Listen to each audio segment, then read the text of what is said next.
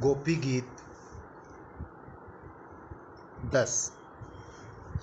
प्रेम में प्यास उत्तरोत्तर बढ़ती जाती है, इसलिए गोपियों ने पहली बात ये कही कि शिरसी देहि न श्री कर ग्रहम, हमारे सिर पर हाथ रखो। माने दूर से काम नहीं चलेगा, पास आओ। जब पास आ गए तो कि जलरूहाननम चारु दर्शय, अपने सुंदर मुखारविंद का दर्शन कराओ। जब और पास आ जाएं तो कि कृणु कुचेषु न कृन्दिच्छयम, हमारे वक्षस्थल पर अपने चरणारविंद रख दो। अब आगे बढ़ते हैं। ऐसे भी कोई कोई बोलते हैं, यही लीला है ना कि हम आलता लगाते हैं। जब तो दास गोस्वामी कहते हैं कि ये आलता जो मैं लगा रहा हूँ, इसको कभी ठाकुर जी जो हैं वो अपने वक्षस्थल पर रखेंगे तो ये डबल हो जाएगा।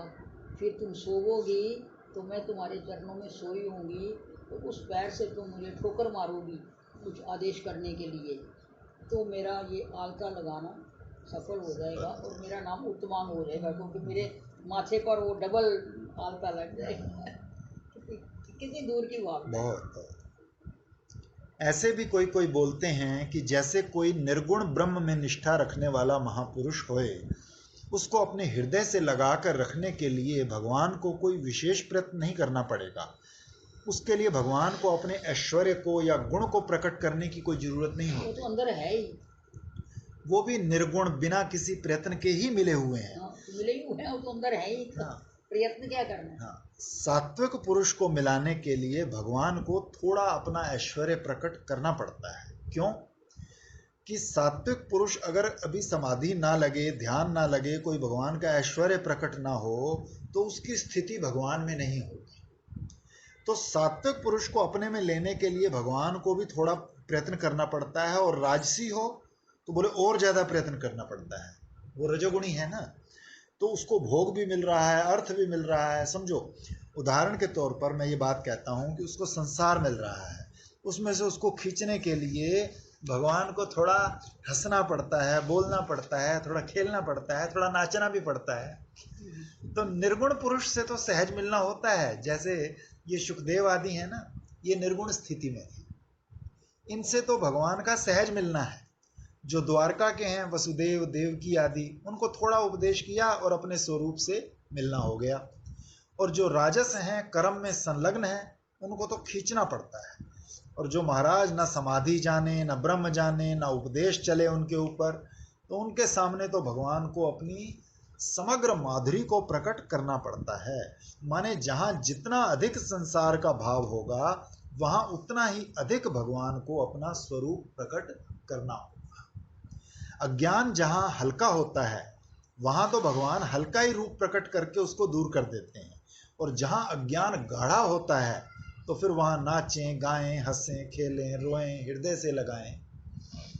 श्रीमद् भागवत की व्याख्या में एक संप्रदाय इस प्रकार अधिकारियों का विभाग कर देता है। ये निर्गुण अधिकारी हैं, ये सात्विक अधिकारी हैं, ये राजस अधिकारी हैं, ये तामस अधिकारी हैं। और फिर तामस अधिकारियों में भी ये तामस तामस, ये तामस राजस, ये तामस सात्विक, ऐसे भेद किए जाते हैं। राजस अधिकारियों में भी राजस राजस, राजस तामस, राजस सात्विक, और सात्विक अधिकारियों में सात्विक सात्विक, सात्विक राजस, सात्विक तामस, ऐसे अलग अलग भेद करते हैं।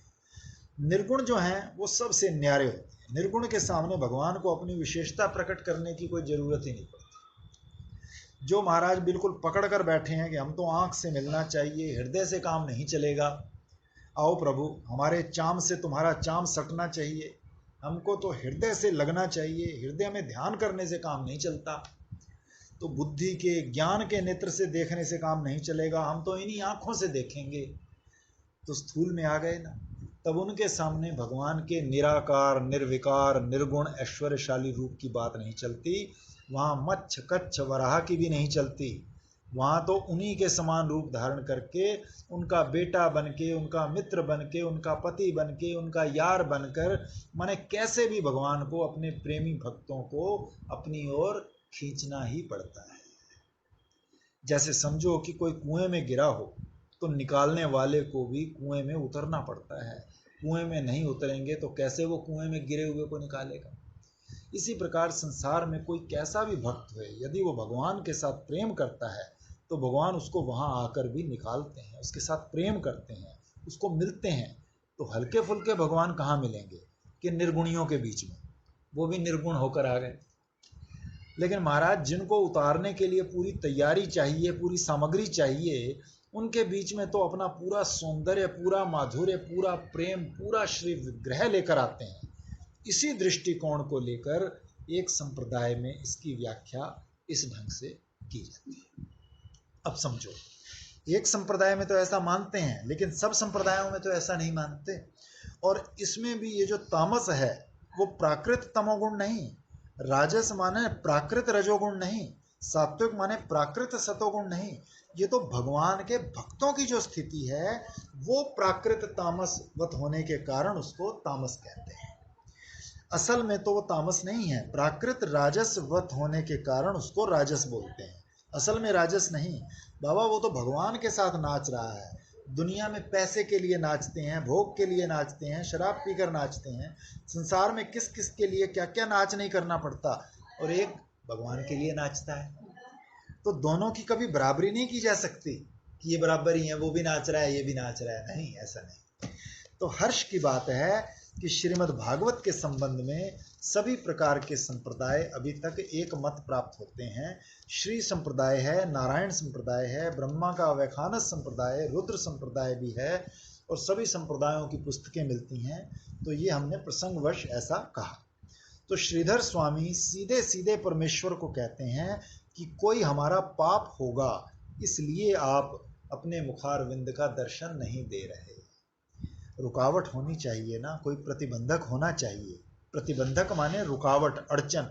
तो बोले कि यदि ऐसी बात है कि कोई पाप हमारे और तुम्हारे मिलन में बाधा डाल रहा है, तो उस पाप को मिटाने का हम उपाय बता देते हैं। हमारे हृदय पर अपना जो अमृत स्रावी चरण कमल है उसकी स्थापना कर दो, तो पाप दूर हो जाएगा। अब बाबू लोगों को तो कहीं कहीं अश्लील दिखने लगता है, वो खुद जितना अश्लील करें उसमें बिगाड़ नहीं। अब भगवान कृष्ण के नृत्य और रास लीला का वर्णन हो तो कहेंगे अरे राम राम राम, ये तो गंदा है। बाबू लोग ऐसे ही बोलते हैं, ना वो संस्कृति समझते हैं ना सभ्यता समझते हैं। उनको तो गौरव का अनुभव होना चाहिए कि विलायतों में जो 1000-2000 बरस के भीतर चीज आई, उन्नति की जो बात अपने यहाँ 5000 वर्ष पहले थी। हमारा देश तो बड़ा संस्कार संपन्न था, उनको तो खुश होना चाहिए। तो देखो, गोपियों की बड़ी करुणापूर्ण बात सुनाते हैं, कहती हैं कि आप अपने चरणारविंद हमारे हृदय पर स्थापित कर दो। क्यों? कि कुछ पाप हैं ऐसे जो बीच में आ गए हैं, पर्दा बन गए हैं, वो हमको और तुमको मिलने नहीं देते हैं। तो जब तुम अपने चरणारविंद हमारे वक्षस्थल पर रखोगे तो वो पाप नष्ट हो जाएंगे। भगवान के चरणारविंद का स्पर्श होते ही सारे पाप मिट जाएंगे। अच्छा, अब देखो, पहले पाप मिटें तब भगवान मिलें कि पहले भगवान मिलें तब पाप मिटें?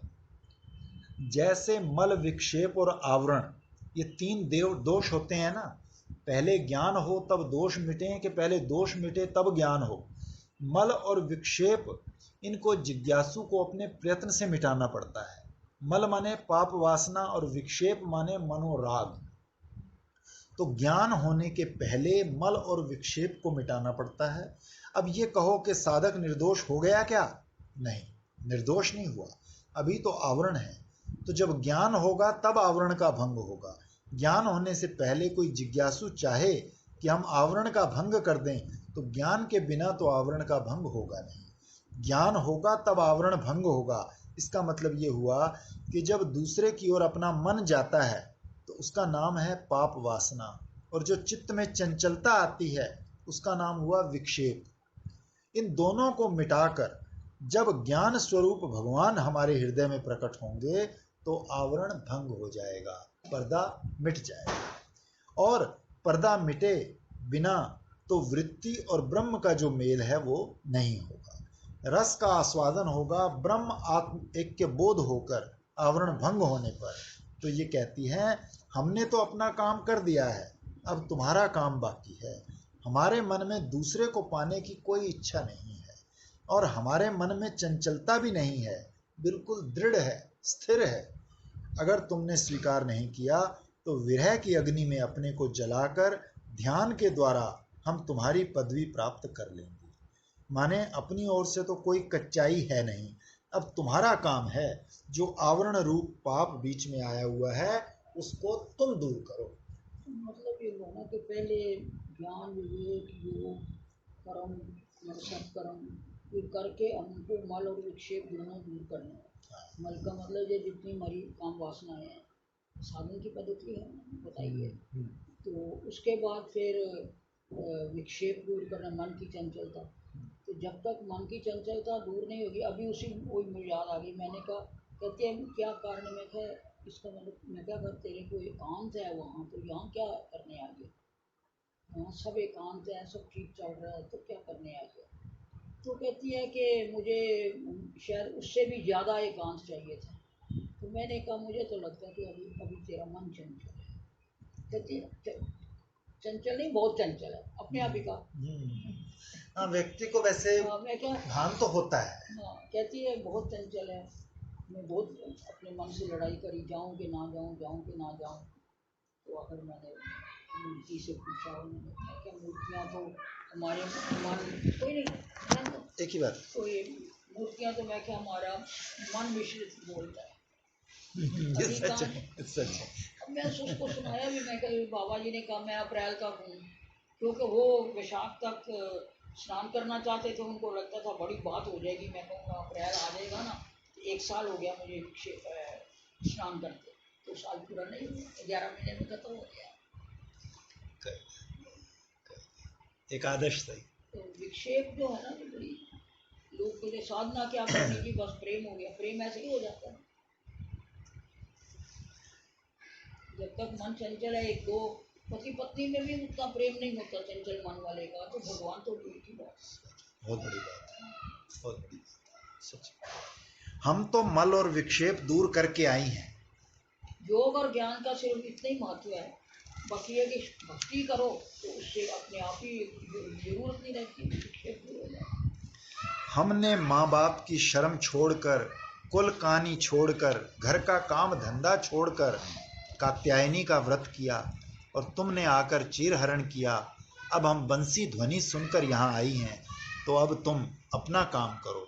तुम्हारे करने का काम है प्रणत देहिनाम पाप कर्षण। यदि जब लौकिक हमारा सारा मतलब छूट जाएगा, यानी कि अब जब बाहर ज्यादा बात ही नहीं होगी, तो फिर मन तो फिर जाके स्थिर होगा। ये भी एक चीज देखो, है। एक आदमी कुछ नहीं करता, वो कुछ ना करता हुआ भी सब कुछ करता है, ध्यान से सुनना। और एक आदमी कुछ नहीं करता तो भी वो सब कुछ कर रहा है, और एक सब कुछ करता हुआ भी कुछ नहीं करता।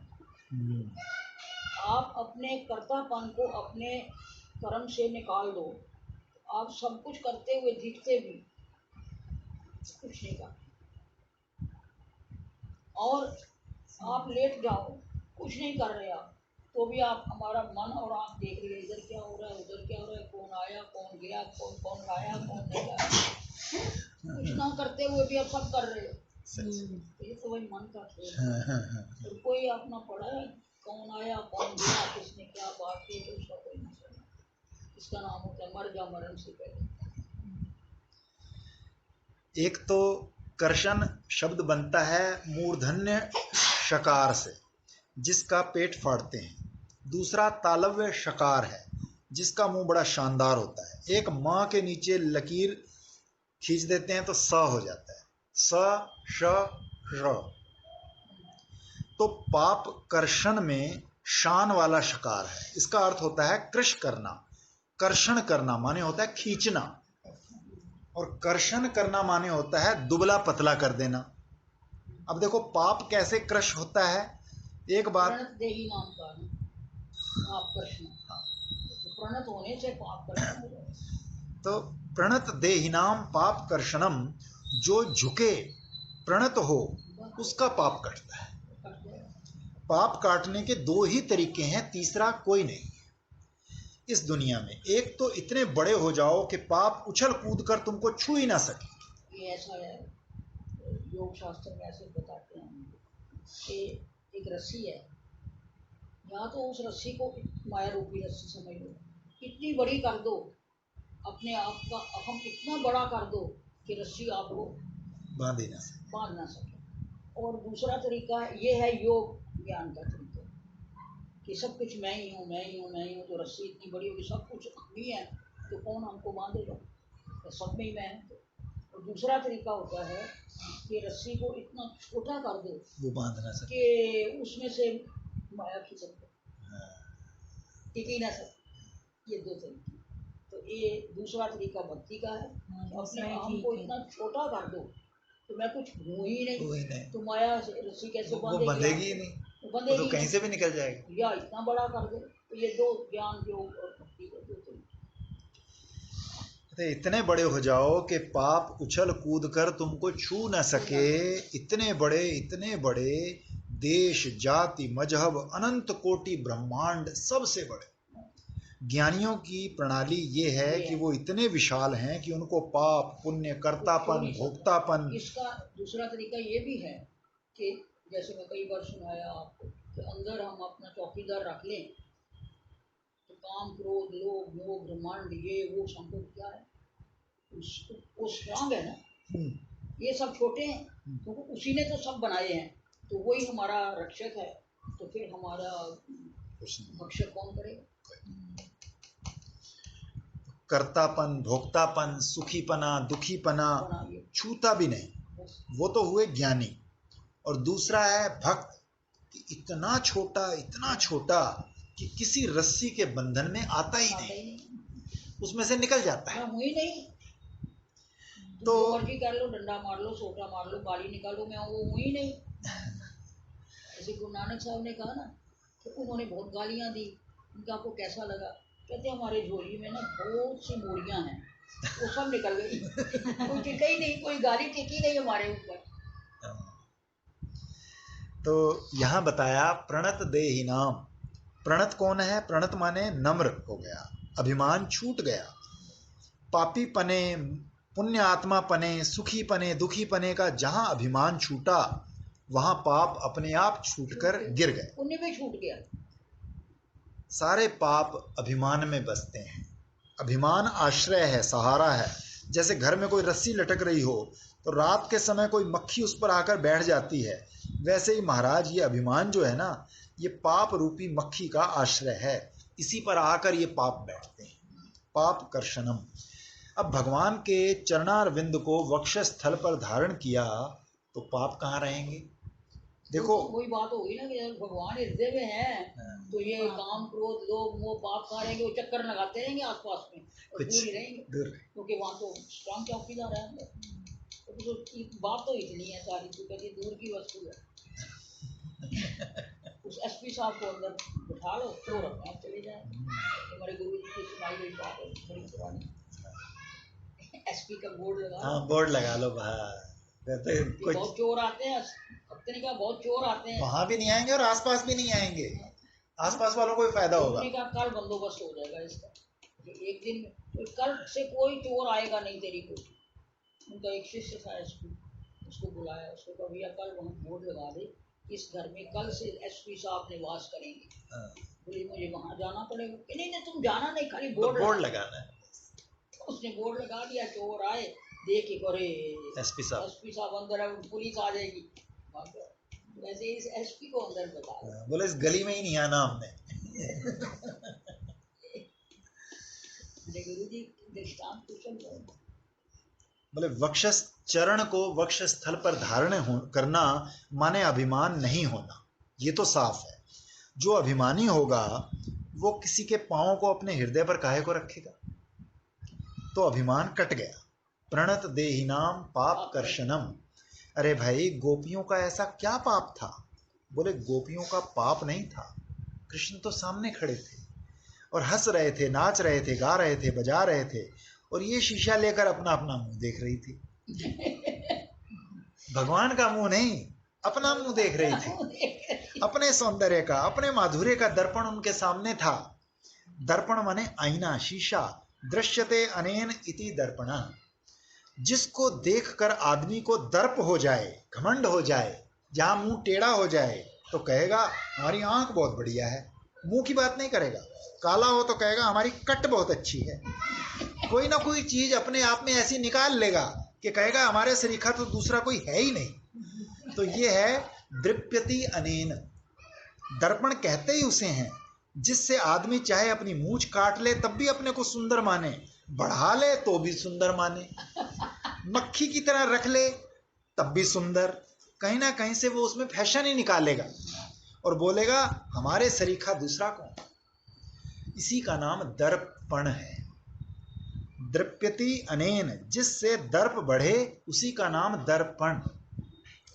दर्प माने अभिमान। अभिमान जो है वो तो पाप नहीं पर पापों का आश्रय है। बोले अच्छा, इसको मिटाना है तो तुम भाग कर मत मिटाओ, ये बात तो परायेपन की है। अपने आदमी में कोई गलती हो तो उसको छोड़कर भाग जाना चाहिए। अपने घर में कोई पागल हो जाए तो उसको छोड़कर भागना नहीं, उसको पकड़कर बांधना, थोड़ा पीटना, थोड़ा ठीक करना।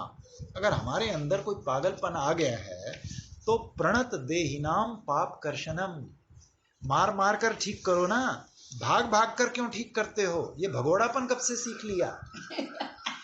कृष्ण आए गोपी के मन में और बोले अरे गोपी, हम तुम्हारा पाप नहीं देखते हैं बाबा, हमको तो हमारे ही पाप का डर लगता है।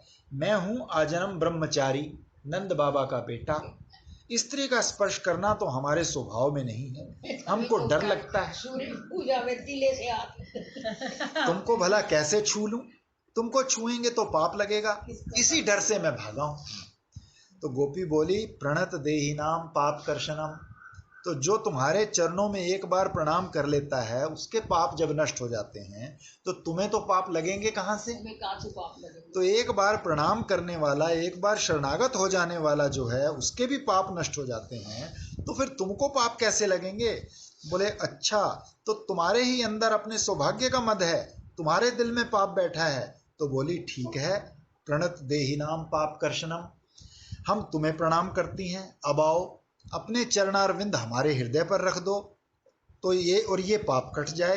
तो बोले नहीं गोपियों, तुम्हारा हृदय बड़ा कठोर है, हमारे पांव बड़े कोमल हैं, हमारे पांव बड़े कोमल हैं, और फिर तुम्हारी सरीखी गांव की गवार दही दूध बेचने के लिए, पानी जमुना जी से लेने के लिए, गोबर पातने के लिए दिन भर तुम इधर उधर भटकने वाली, हम अपने सुकुमार चरणारविंद को तुम्हारे वक्षस्थल पर नहीं रखते, हटो, दूर जाओ। ये देखो प्रेम में तरह तरह की बात निकलती है। तो गोपियों ने कहा अच्छा, याद करो तृणचरानुगम, तृणचर माने गाय बछड़े उनके पीछे पीछे चलते हैं, सांपों को भी रख लेते ऊपर। ऐसे तो महाराज तुम्हारे चरण हैं।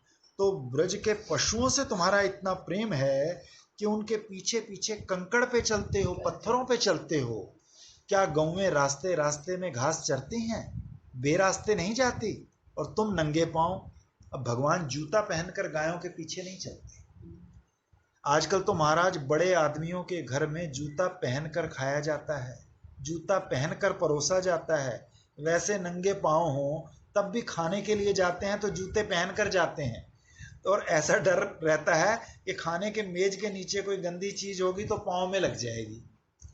तो गौएं कोई रास्ते रास्ते नहीं चलती, वो कोमल भूमि पर नहीं चलती, और तुम उनके पीछे चलते हो। पशुओं से तुम्हारा इतना प्रेम आजकल तो महाराज कोई किसी से कह सकता है कि जब तुम कुत्ते से इतना प्रेम करते हो तो हमसे क्यों नहीं करते? तो कोई कह सकता है कि नहीं, ये तो आजकल की बात हुई, अब पुरानी बात सुनो। जब तुम गायों से इतना प्रेम करते हो, बछड़ों से इतना प्रेम करते हो, ब्रज की एक एक चीज तुम्हें इतनी प्यारी है, तो क्या गौओं के पीछे पीछे जिस धरती पर तुम चलते थे, पत्थर कंकड़ बालू से भरी हुई, उससे भी कठोर हमारा हृदय है क्या कि तुम वहां पांव रखना पसंद नहीं करते? पत्थरों वाली धरती पर चलती है ना गायें, तो ये तो उल्हाने की भाषा हुई। अब देखो प्रेम की भाषा क्या है। गोपियां कहती हैं तुम्हारा हृदय इतना कोमल है, इतना दयालु है कि तुम गायों के भी पीछे पीछे चलते हो। और हमारा वक्ष सर पर हम डर डर के रखती थी कि चोट ना लग जाए, तो उन्हीं से तुम अब पता नहीं कहाँ चुके भाग रहे हो। यशोदा मैया ने एक दिन कहा लाला, तुम गायों के चराने के लिए वन में जाते हो तो कोई बात नहीं, पर गायें तो रास्ते से चलेंगी ना। तुम्हारे पाँव में कोई कंकड़ गड़ जाए, पत्थर गड़ जाए, कुशा गड़ जाए, कांटा पड़ जाए, तुम जूता पहन कर जाया करो। कृष्ण ने कहा, मैया तुम बताओ, गुरु नंगे पांव चल रहा हो, देवता नंगे पांव चल रहा हो, तो क्या चेले को, पुजारी को पीछे पीछे जूता पहनकर मच मच करके चलना चाहिए? ना बेटा, बेटे की धर्म में बुद्धि है, ऐसा तो नहीं करना चाहिए, ये तो शिष्टाचार नहीं है।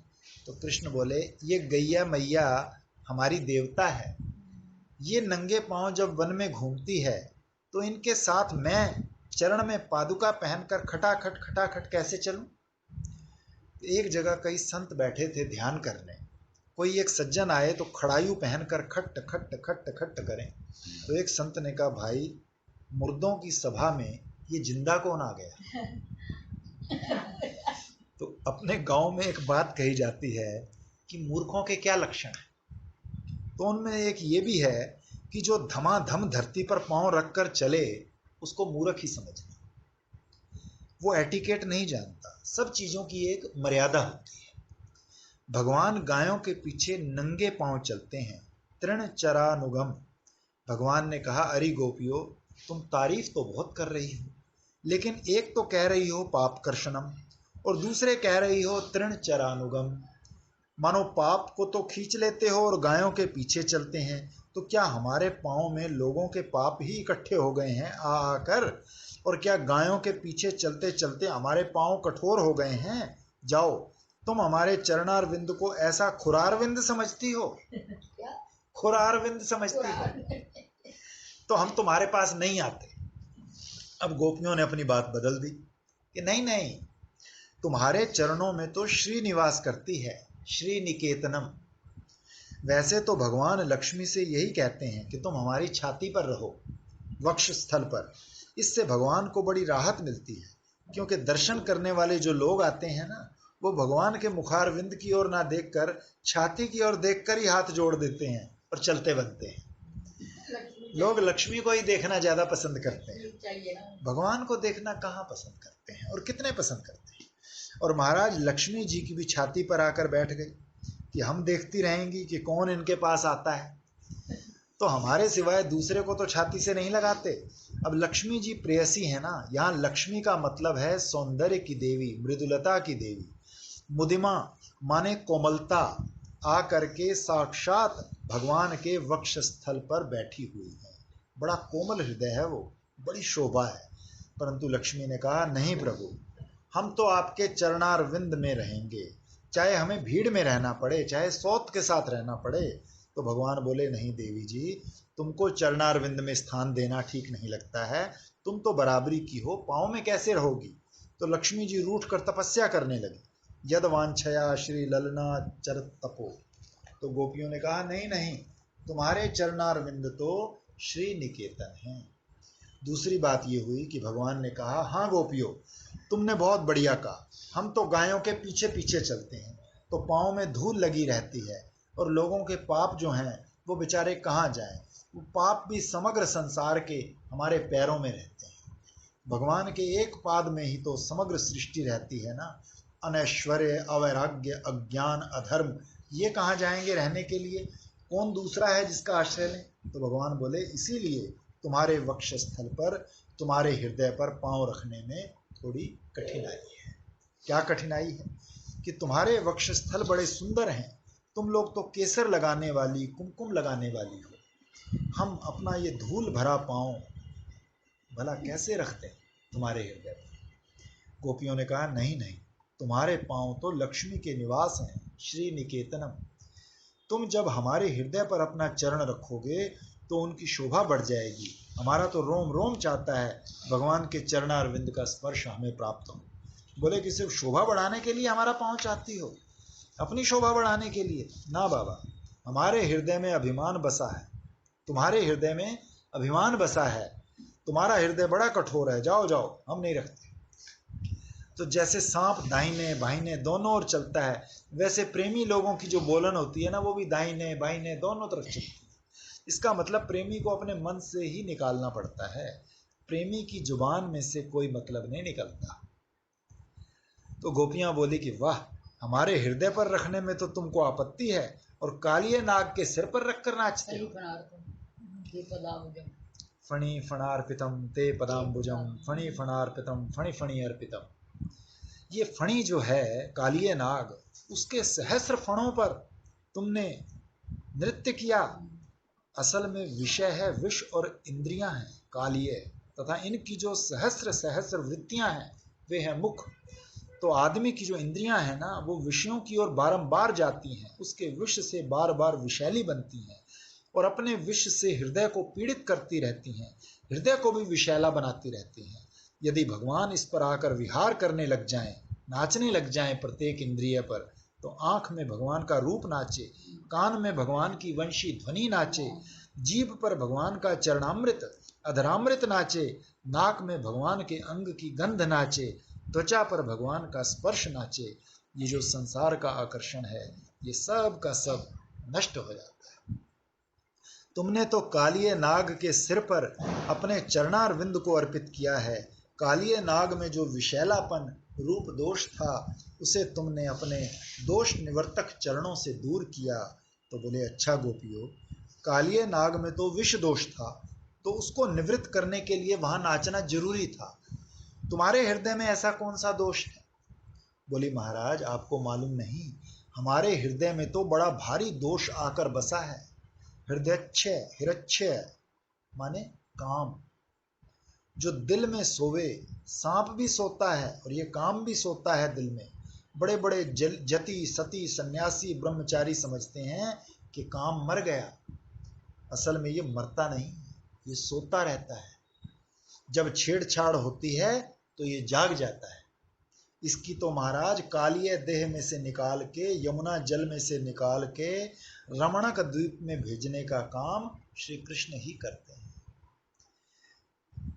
जब श्री कृष्ण आते हैं हृदय में, तब हृदय रूपी हृद से इस कालिय नाग को निकाल के हृदय को स्वच्छ जल निर्दोष बना देते हैं, अमृत बना देते हैं। तो ये कहती हैं हाँ, जैसे कालिय नाग में विष था वैसे हमारे हृदय में हृच्छ काम आकर बैठा हुआ है। इसको काट डालो, अपने चरणारविंद को हमारे हृदय पर रखो। शंकर जी ने भस्म किया था ना काम को, ये शंकर जी से डर कर आया और हमारे हृदय में बस गया। देखो अगर इसका ज्यों का त्यों लिया जाए तो कोई व्याख्या इसके साथ ना जोड़ी जाए तो क्या ये प्रार्थना आप नहीं कर सकते?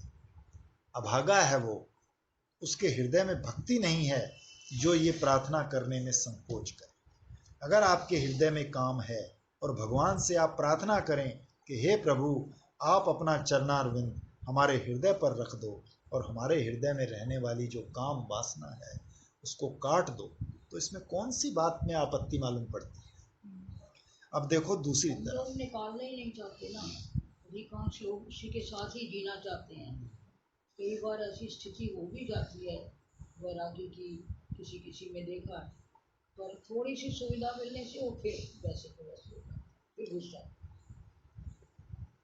अब देखें दूसरी तरफ, देखें इसका भाव क्या है कि शत्रु के प्रति दया नहीं करनी चाहिए। जहां राम तहां काम नहीं, जहां काम तहां राम।